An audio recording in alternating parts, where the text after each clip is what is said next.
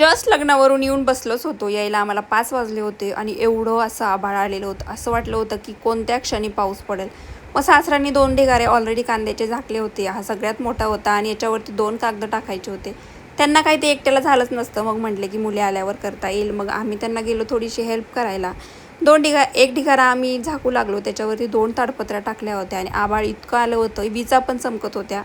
आणि घरी आलोत आणि घरी दारामध्ये पपईचं झाड आहे. त्याच्या पपया उन्हामुळे अशा काहीशा झाल्यात. घरी आल्यावरती चहा ठेवला. चहाचा 1-2 घोट घेतलेच होते आणि तुम्ही बघू शकता की हा माझा चहा आहे आणि हा माझ्या जाऊबाईचा चहा आहे. डायरेक्ट वाटीनी, तो पण ब्लॅक टी.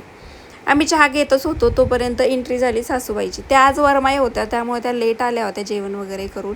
आता त्यांना काय काय भेटलं तर एक ताट भेटलं. त्यानंतर हे थोडंसं खायला पण दिलं होतं त्यांनी मुलांसाठी आणि साडी आणि वाटी, ग्लास. त्यांचं झाल्यानंतर आजचं सासूबाईंची एंट्री झाली. त्या पण एवढंसं सामान घेऊन आलेल्या होत्या आणि त्या दोघींच्या एंट्रीनंतर पावसाची एंट्री झाली. थोडाच पाऊस पडला होता, पण घाबरून मात्र त्याने 100% आम्हाला ठेवलं होतं.